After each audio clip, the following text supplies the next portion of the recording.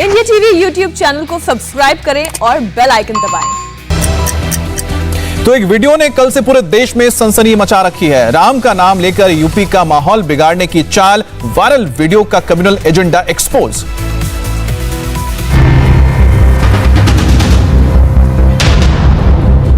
नारे लगाओ जय सिया राम और मैं अल्लाह अल्लाह के बाद तो माल लगावे।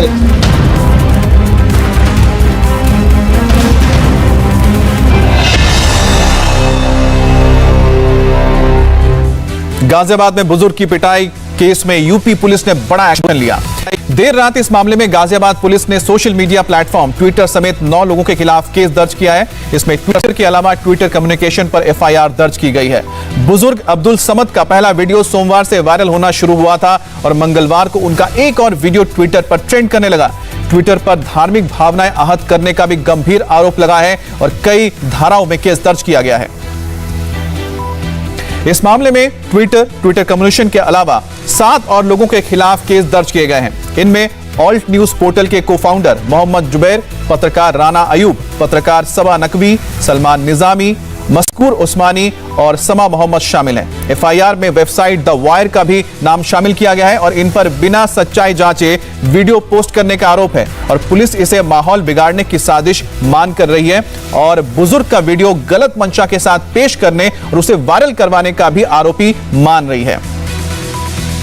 पूरा मामला 72 साल के बुजुर्ग अब्दुल समद से बदसलूकी और पिटाई का है।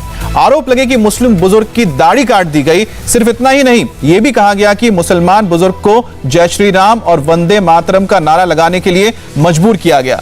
बुजुर्ग का वीडियो सोशल मीडिया पर वायरल हुआ। कई लोगों ने इसे शेयर किया और सवाल भी उठाए। वो मुझे एक जंगल में ले गए और जंगल में ले जाकर मुझे कमरे में बंद कर दिया तो दिखाओ जरा। और मुझे इतना मारा कि मैं और मैं श्री राम चलवाए और वंदे मातरम और जो कह रहे तो पाकिस्तान के जासूस है। इस पर बात करने के लिए हमारे साथ जतिन शर्मा भी जुड़ गए हैं। जतिन, अब तक जो एफआईआर दर्ज हुई है उसमें आगे की कार्रवाई कितनी हुई है और साथ ही जिन पर आरोप लगा है वो क्या सफाई दे रहे हैं? जी देखिए, देर रात लोनी बॉर्डर पुलिस स्टेशन में ये एफआईआर दर्ज की गई है जिसमें ट्विटर कम्युनिकेशन प्राइवेट लिमिटेड के साथ साथ 7 लोग ऐसे हैं। और जब इस एफआईआर को आप पूरे तरीके से देखेंगे जिसमें डिटेल ये दी गई है कि किस तरीके से 14 तारीख को ये मुहिम शुरू की गई और इस वीडियो को वायरल करके कहीं ना कहीं सांप्रदायिक तनाव पूरे इलाके में पैदा करने की कोशिश की गई है। पूरी टाइमलाइन का जिक्र किया गया है कि कैसे 14 तारीख को 12 बजे दोपहर को 12 बजे के आसपास एक ट्वीट किया जाता है, एक ट्विटर हैंडल से वो ट्वीट किया जाता है और उसके बाद लगातार इस तरीके से धार्मिक भावनाओं को आहत करने की पूरी एक टाइमलाइन है। इसको लेकर अब एफआईआर दर्ज की गई है। 7 लोग हैं। उसके अलावा ट्विटर कम्युनिकेशन है, ट्विटर आईएनसी, इनको भी इस मामले में नामजद आरोपी बताया गया है। हालांकि ट्विटर की तरफ से ये क्लैरिफिकेशन दिया गया है कि उन्होंने अपना जो ऑफिसर है वो अपॉइंट किया और सीधा गृह मंत्रालय को इसकी रिपोर्ट सौंपी जाएगी। लेकिन जिस तरीके से पिछले 2 से 3 दिनों की अगर हम बात करें, एक वीडियो सोशल मीडिया पर वायरल हो जाता है और पुलिस लगातार उसी सोशल मीडिया के माध्यम से लोगों से ये बात भी कर रही है कि इसमें कोई भी जय श्री राम को लेकर या वंदे मातरम को लेकर कहने वाली कोई बात नहीं है। मामले में आरोपियों को गिरफ्तार भी किया गया है। ये मामला जो आपस में जानकार थे, किसी विवाद को लेकर मारपीट की गई, लेकिन कोई भी कम्युनल मामला इसमें नहीं है। लेकिन उसके बावजूद एक मुहिम चलाई गई ट्विटर पे और दिल्ली पुलिस ने एफआईआर में साफ किया है कि ट्विटर ने कोई कार्रवाई क्यों नहीं की। बिना वेरीफाइड, बिना एक तरफा बयान के आधार पर आप इस तरीके के पोस्ट कर रहे हैं। इस मामले में 7 और लोग हैं। उनसे जल्द अब जो गाजियाबाद लोनी थाना पुलिस है वो पूछताछ करेगी। उनको थाने बुलाया जाएगा और उनसे पूछा जाएगा कि अगर आप कोई वीडियो पोस्ट कर रहे हैं तो आपका सोर्स क्या है, आपके आधार क्या है, क्या आपने उस वीडियो की जांच की थी। क्योंकि एक तरफा चलाने से, क्योंकि जिस तरीके से माहौल खराब करने की कोशिश की गई है, ये तमाम चीज़ें इन सेक्शंस के आधार पर एफआईआर को देर रात दर्ज किया गया है। हालांकि दिल्ली जो गाजियाबाद पुलिस है उनके अधिकारियों का भी ये कहना है कि वो जल्द नोटिस सर्व करेंगे और जिन लोगों को नामजद किया गया है उनसे बुलाकर थाने में पूछताछ की जा सकती है। जी अच्छा, और हमारे साथ न्यूज रूम से मेरी सहयोगी अर्चना सिंह भी जुड़ गए हैं। अर्चना, क्या आप बता सकते हैं कि एफआईआर में आखिरकार क्या क्या चीजें लिखी गई हैं, क्या धाराएं लगाई गई हैं? ये एफआईआर की कॉपी अमित इस वक्त हमारे पास है। ये एफआईआर नरेश सिंह हैं, लोनी थाने के एसआई, उनकी तरफ से दर्ज कराई गई है और इसमें mister Mohammed Zubair, miss Rana Ayyub, the Wire, mister Salman Nizami, mister Maskoor Usmani, doctor Sama Mohammed, miss Saba Naqvi, Twitter INC और ट्विटर कम्युनिकेशन प्राइवेट लिमिटेड, यानी कुल मिला के 7 लोगों के खिलाफ, 6 लोगों के खिलाफ, एक द वायर के खिलाफ और ट्विटर के खिलाफ ये एफआईआर दर्ज कराई गई है। और इस एफआईआर में क्या लिखा गया है ये भी हम आपको बताते हैं। इस एफआईआर में साफ साफ लिखा गया है कि ट्विटर हैंडल्स पर प्रचारित किए गए किसी व्यक्ति विशेष की राय नहीं है। ये हिंदू और मुस्लिमों में घृणा व वैमनस्यता को बढ़ावा देने के लिए ये जो ट्वीट हैं ये किए गए और इन ट्वीट्स को इसी आशय के साथ बढ़ावा दिया गया, इनको प्रचारित किया गया, रीट्वीट किया गया इनको। कई आरोपीगण ऐसे हैं जो राजनेता हैं, उनका जिक्र भी इसमें किया गया है। शरारती तत्वों ने हिंदू व मुस्लिम दोनों ही संप्रदाय के लोग वैमनस्यता फैलाने के उद्देश्य से उक्त ट्वीट्स किए गए। इसके अतिरिक्त ये ट्वीट्स को बहुत से अन्य लोगों ने रीट्वीट भी किया, जिसकी वजह से बड़े पैमाने पर झूठी खबर फैलाई गई। और उसके बाद देखिए, इसके अतिरिक्त ट्विटर आईएनसी और Twitter communication India private limited TCIPL उक्त ट्वीट्स को जानबूझकर द्वारा भी उक्त ट्वीट्स को हटाने के लिए कोई कदम नहीं उठाया गया। यानी ट्विटर की तरफ से भी जो ट्वीट्स थे इनको हटाने के लिए कोई कदम नहीं उठाया गया। और यहाँ ये भी उल्लेखनीय है कि प्रेस रिलीज के अनुसार शरारती तत्वों में दोनों ही संप्रदाय के लोग सम्मिलित थे। घटना में कोई सांप्रदायिक एंगल नहीं था। सबसे बड़ी बात यही है कि इसमें कोई सांप्रदायिक एंगल नहीं था जो इस एफआईआर में कहा गया है, लेकिन इसको पूरी तरह से सांप्रदायिक रूप देने की कोशिश की गई। आरोपी गण के उक्त ट्वीट्स जानबूझकर शांति भंग करने के उद्देश्य से किए गए थे। ट्वीट्स में न सिर्फ तनावपूर्ण माहौल पैदा कर दिया, बल्कि उत्तर प्रदेश राज्य में समाज के एक वर्ग के अंदर भय की भावना भी पैदा की गई। ये सारी चीजें इसमें लिखी हैं। और साथ ही साथ जो धाराएं लगाई गई हैं वो है section 153, section 153A, section 295A, section 505, section 120B, ये तमाम सेक्शन लगाए गए हैं। साथ ही साथ सेक्शन 34 के अंतर्गत ये एफआईआर दर्ज की गई है मोहम्मद जुबैर राना अयूब, द वायर जो कि वेबसाइट है उसके खिलाफ। इसके अलावा सलमान निजामी, मस्कूर उस्मानी, शमा मोहम्मद, सबा नकवी और ट्विटर आईएनसी और ट्विटर कम्युनिकेशंस के खिलाफ। सबसे बड़ी बात इसमें ट्विटर को लेकर कही गई है कि जो ये ट्वीट्स थे उन्हें ट्विटर ने भी डिलीट नहीं करा, ना ही किसी तरीके का इसको मार्क दिया जिससे ये पता लगे कि ये ट्वीट्स गलत हैं या ये भ्रामक हैं। जी बहुत बहुत शुक्रिया अर्चना आपका। अब्दुल समद बुलंदशहर जिले के अनूप शहर के रहने वाले हैं और बुजुर्ग का कहना है कि वो लोनी बॉर्डर आए थे, वहीं से उन्हें ऑटो में किडनैप किया गया। किडनैप करने वाले उन्हें नहर के रास्ते जंगल पर लेके गए और एक कमरे में बंद कर दिया, मारा पीटा, दाढ़ी काटी और जबरदस्ती जय श्री राम बुलवाने की कोशिश की। बुजुर्ग ने अपनी पीठ पर मारपीट के निशान भी दिखाए। ट्विटर पर इस वक्त की एक और बड़ी खबर, ट्विटर को मिला कानूनी संरक्षण खत्म हो गया है। ट्विटर ने नहीं किया नए आईटी नियमों का पालन, क्योंकि कहा गया था कि उन्हें पालन करना पड़ेगा और वक्त भी दिया गया था। अब ट्विटर को किसी दूसरे प्रकाशक की तरह कानूनी कार्रवाई का सामना करना पड़ेगा। गाजियाबाद में बुजुर्ग की पिटाई केस में भी ट्विटर ने गलत ट्वीट को नहीं हटाया और ना ही गलत ट्वीट को फैलने से रोका या फिर उसे फ्लैग किया। इसी वजह से अब ट्विटर पर केस हो सकता है। इस पर बात करने के लिए हमारे साथ आनंद प्रकाश पांडे जुड़ गए हैं। आनंद, ट्विटर के ऊपर से जो उसको एक संरक्षण मिला हुआ था वो हट गया, क्यों हट गया और दूसरी बात है क्या कार्रवाई हो सकती है? जी देखिए, 3 महीने का वक्त दिया गया था सोशल मीडिया प्लेटफॉर्म्स को कि आपको जो आईटी गाइडलाइन जो नए बनाए गए उनका पालन करिए। 25 फरवरी को इन गाइडलाइंस को जारी किया गया था, 3 महीने का वक्त दिया गया था। 25 मई को ये 3 महीने की मियाद पूरी हो गई। कुछ मीडिया प्लेटफॉर्म्स ने उनको फॉलो किया था, लेकिन ट्विटर ने अभी तक उन सोशल मीडिया के जो गाइडलाइंस थे, आईटी की गाइडलाइंस, उनको फॉलो नहीं किया। तो लिहाजा स्वतः ही उनको जो कानूनी संरक्षण मिला हुआ था वो खत्म हो गया। और इसका मतलब ये हुआ कि अब ट्विटर के खिलाफ कोई भी एफआईआर करा सकता है, मानहानि का दावा ठोक सकता है, कानूनी कार्रवाई करा सकता है या फिर उसके खिलाफ जुर्माना लगाया जा सकता है। तो जाहिर तौर पर ट्विटर को कई मौके दिए गए केंद्र सरकार की तरफ से, यहाँ तक कि 5 जून को भी एक आखिरी नोटिस उसको भेजा गया कि आप भारत सरकार के कानून के मुताबिक जो नई आईटी गाइडलाइंस बनाई गई है उसको फॉलो करिए। लेकिन उसके लिए भी जो ट्विटर ने उसके जवाब में 6 जून को कहा था सरकार को कि हमें 1 हफ्ते का वक्त दीजिए, 1 हफ्ता भी वो निकल गया। यानी कि ट्विटर ने अपना जो वादा किया था, यानी खुद का वादा भी पूरा नहीं किया और ऐसे में जो स्वतः उसको इंटरमीडिएट गाइडलाइन के तहत जो उसको छूट मिली हुई थी वो छूट खत्म हो गई है। अब ट्विटर को आप कोर्ट में घसीट सकते हैं, FIR करा सकते हैं, कानूनी कार्रवाई कर सकते हैं और साथ ही साथ उस पर जुर्माना भी लगा सकता है, क्योंकि ट्विटर पे जो भी लिखा जाएगा उसके लिए लिखने वाले के साथ साथ ट्विटर भी उसके लिए जिम्मेदार होगा। अभी तक वो अपने आप को एक प्लेटफॉर्म बोलकर बचता रहा था, क्योंकि वो कह रहा था कि जो लिखते हैं ये उनकी जिम्मेदारी है, हमारी नहीं, हम तो एक मंच मुहैया करा रहे हैं। लेकिन अब ट्विटर की जिम्मेदारी होगी, उसकी क्रिमिनल जिम्मेदारी होगी। साफ है कि जितनी मोहलत दी गई थी उस मोहलत के बाद भी ट्विटर ने उनको नहीं पालन किया जो उनको करना था, यानी जो कानून को पालन करना था। और इस बीच नई गाइडलाइन पर ट्विटर ने एक बार फिर से सफाई दी है।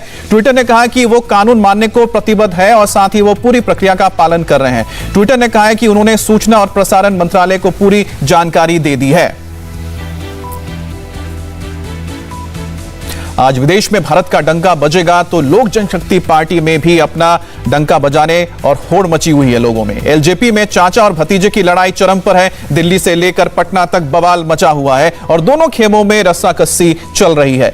चाचा पशुपति पारस अपने पत्ते खोल चुके हैं और यह पत्ता लगा चुका है कि चिराग पासवान की सियासी नासमझी की वजह से वो अलग हो रहे हैं। लेकिन भतीजे चिराग पासवान ने अब तक पत्ते नहीं खोले हैं। उन्होंने अब तक मीडिया के सामने चुप्पी रखी है। माना जा रहा है कि चिराग आज मीडिया से इस पूरे मामले पर बात करेंगे और साथ ही ताकत दिखाने के लिए चिराग समर्थक आज फिर से सड़कों पर उतरेंगे और पूरे बिहार में प्रदर्शन करके कल चिराग पासवान के समर्थकों ने पटना में पार्टी कार्यालय के बाहर पशुपति पारस समेत 5 बागी सांसदों के पोस्टरों पर कालिक भी पोत दी और देर तक वहां हंगामा होता रहा। इस बीच पशुपति पारस गुट ने पटना में एलजेपी कार्यकारिणी की बैठक बुलाने का फैसला किया है। पशुपति पारस आज दोपहर 3:30 बजे पटना पहुंचेंगे। उनके साथ एलजेपी के सांसद और बाकी नेता भी होंगे। 17 जून को पटना में एलजेपी की राष्ट्रीय परिषद की बैठक है और पशुपति पारस एलजेपी की राष्ट्रीय परिषद की बैठक में शामिल होंगे। बैठक में पशुपति पारस को एलजेपी का अध्यक्ष बनाने पर मुहर लगाई जाएगी। मंगलवार को पार्टी में वर्चस्व की लड़ाई लड़ी गई और पार्टी अध्यक्ष की कुर्सी पर राट आई। एलजेपी संसदीय दल के ओर से नए नेता बने पशुपति कुमार पारस ने कल राष्ट्रीय कार्यकारिणी की बैठक बुलाई। इसमें चिराग पासवान को पार्टी के राष्ट्रीय अध्यक्ष से हटाने का फैसला हुआ और पारस गुट ने पूर्व सांसद सूरजभान सिंह को एलजेपी का कार्यकारी अध्यक्ष बनाया है। इसके तुरंत बाद चिराग पासवान ने भी राष्ट्रीय कार्यकारिणी की वर्चुअल बैठक बुलाई और एलजेपी चिराग गुट ने यह तय किया है कि जिन 5 सांसदों ने बगावत की है उन्हें हटाया जाता है और बाकी सभी लोग संगठन में काम करते रहेंगे और संगठन को मजबूत करेंगे। द्वारा उन लोगों को नोटिस दी गई थी। नोटिस के बाद उन लोगों को अभी राष्ट्रीय कार्यकारिणी की बैठक हुई है कि वर्चुअल बैठक में सारे राष्ट्रीय कार्यकारिणी के जो भी हमारे सदस्य थे उन सब लोगों के सर्वसम्मत से 5 सांसदों को पार्टी से निकाला गया। इस संविधान के तहत पार्टी की राष्ट्रीय कार्यकारिणी की बैठक होती है। पार्टी की राष्ट्रीय कार्यकारिणी के सारे सम्मानित सदस्य उपस्थित थे। हमारे राष्ट्रीय अध्यक्ष थे, प्रधान महासचिव थे अब्दुल खालिक साहब, सब लोगों के सबसे राय करके ये निर्णय लिया गया है। ये कोई इकलौता राय करने की बात नहीं है। ये सारे राष्ट्रीय कार्यकारिणी के लोगों के सर्वसम्मत से फैसला लिया गया है उन लोगों को निकाला। माननीय लोकसभा अध्यक्ष के द्वारा नोटिफिकेशन हो गया कि लोक जनशक्ति पार्टी के जो हम लोग 6 सांसद हैं उसके संसदीय दल के नेता श्री पशुपति कुमार पारस होंगे। इसीलिए उसका कोई औचित्य नहीं है कि श्री चिराग पासवान जी पार्टी से 5 को सांसद को निकाल दें। उनका कोई अधिकार नहीं है। हमारा संविधान है, यही होगा संविधान, इसमें लिखा हुआ कि एक व्यक्ति और एक पद। श्री चिराग पासवान जी 2013 में ही संसदीय पार्लियामेंट्री बोर्ड के चेयरमैन बनाए गए। फिर दोबारा उनको राष्ट्रीय अध्यक्ष बनाया गया और तिवारा उनको संसदीय दल का नेता बनाया गया। एक व्यक्ति और 3 पद, जो बिल्कुल ही संविधान के विरुद्ध था। इस खबर पर बात करने के लिए हमारे साथ संवाददाता नीतीश चंद्र जुड़ गए हैं पटना से। नीतीश, एक तो पशुपति पारस का आज क्या शेड्यूल रहने वाला है, दूसरी बात है कि चिराग को लेकर कितना सपोर्ट है जमीन पर बिहार में? देखिए, पशुपति पारस आज 2:20 की फ्लाइट से दिल्ली से रवाना होंगे पटना के लिए और उनके साथ कुछ और सांसद भी होंगे। 2 सांसद चौधरी महबूब अली कैसर और बीना सिंह पहुंच चुकी हैं और बाकी सांसद भी आज उनके साथ पहुंचेंगे। कल बैठक होनी है, तो जाहिर है आज सभी सांसद पटना में दिन भर रणनीति बनाएंगे, क्योंकि अब जो लड़ाई है वो दोनों खेमों के बीच बिल्कुल खुलकर है। दोनों खेमे अपनी अपनी तरफ से दावे कर रहे हैं कि उनकी तरफ से जो बैठक बुलाई गई और उनके तरफ से जो फैसले लिए गए हैं वो सही हैं। तो जाहिर है है अब ये लड़ाई लंबी चलेगी, क्योंकि संसदीय दल के नेता का फैसला तो हो चुका है, लेकिन राष्ट्रीय अध्यक्ष कौन है, और जाहिर है राष्ट्रीय अध्यक्ष जो होगा वही उसी की पार्टी पर पकड़ होगी। इसलिए जो असली लड़ाई होगी अब वो पटना में होगी, मुकाबला कल होगा, और देखना ये है कि आखिर कल की बैठक में क्या होता है। जो पारस गुट है उसका दावा है कि उनकी तरफ से जो बैठक बुलाई गई है वो सही है, दूसरी तरफ चिराग गुट का कहना है कि उनको बैठक बुलाने का अधिकार ही नहीं है। तो ये सारी बातें आने वाले दिनों में दिखाई देंगी, और कल की बैठक के बाद जाहिर है जब चुनाव आयोग में ये सारी बातें जाएंगी दोनों खेमों की तरफ से, तो फिर चुनाव आयोग को इन सारी बातों को देखना होगा कि किसको ये बैठक बुलाने का अधिकार था, नहीं था। तो जाहिर है ये लड़ाई लंबी लगेगी, और जमीन पर भी, सड़कों पर भी ये सारी चीज़ें देखने को मिलेगी, जिसकी शुरुआत कल भी हुई। जो चिराग के समर्थक हैं वो सड़कों पर आए, संभव है आज जो पारस गुट के समर्थक हैं वो सड़कों पर आएंगे। तो ये सारी चीज़ें अभी आने वाले दिनों में देखने को मिलेगी। हम रुक कर लेते हैं आनंद प्रकाश पांडे का। आनंद, दिल्ली में क्या उम्मीद कर सकते हैं कि चिराग अब मीडिया से बात करेंगे और अपनी बात सामने रखेंगे? जी, बताया जा रहा है करीब 1 बजे के आसपास चिराग पासवान मीडिया से आज बात कर सकते हैं। हालांकि कल भी मीडिया ने उनसे बात करने की कोशिश की थी, लेकिन उन्होंने अपने पार्टी के नेता राजू तिवारी को आगे कर दिया था, और कल जो उन्होंने बैठक की थी वर्चुअली, उसका जो फैसला था वो राजू तिवारी के माध्यम से उन्होंने मीडिया को बताया था। लेकिन ये बताया जा रहा है कि आज 1 बजे करीब चिराग पासवान की अगली रणनीति क्या होगी उसका वो खुलासा कर सकते हैं। और जाहिर तौर पे जो कि नजर आ रहा है कि दोनों गुट अब आमने सामने, दोनों एक दूसरे को असली एलजेपी बता रहे हैं और असली अध्यक्ष बता रहे हैं। तो ऐसे में अब ये लड़ाई सड़कों के साथ साथ ही बताया जा रहा है कि चुनाव आयोग फिर हो सकता है कि कल को कोर्ट में भी ये लड़ी जाए। हालांकि जो दावा है वो जरूर पशुपति कुमार पारस का मौजूद बनता है, क्योंकि उन्होंने पहली लड़ाई जीत ली है, उन्होंने स्पीकर की उनके ऊपर मुहर है, वो एलजेपी संसदीय दल के नेता बन चुके हैं। अब उनका जो मकसद है वो एलजेपी के अध्यक्ष पद पर उनकी नजर है, और जाहिर तौर पर उसके लिए 2 दिन से लगातार लामबंदी चल रही है। वो लगातार जो तमाम एलजेपी के पुराने नेता उनसे फोन पे बात कर रहे हैं, और जाहिर तौर पर जैसे कि नीतीश बता रहे थे कल 17 को जब राष्ट्रीय कार्यकारिणी की बैठक होगी, उसके बाद परिषद की बैठक होगी, और उसमें ये बताया जा रहा है कि जो मुहर असली लगेगी, लेकिन क्या तब तक उतना समर्थन जुटा पाते हैं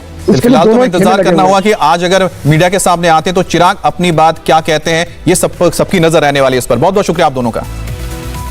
घमासान बंगाल में भी मचा है और पश्चिम बंगाल की लड़ाई अब राजधानी दिल्ली तक पहुंच गई है, और कल देर शाम राज्यपाल जगदीप धनखड़ दिल्ली पहुंचे हैं और सीएम ममता बनर्जी से टकराव और राज्य में हिंसा की घटनाओं को लेकर आज वो केंद्रीय गृह मंत्री अमित शाह से मुलाकात कर सकते हैं। धनखड़ 18 जून को वापस कोलकाता लौटेंगे।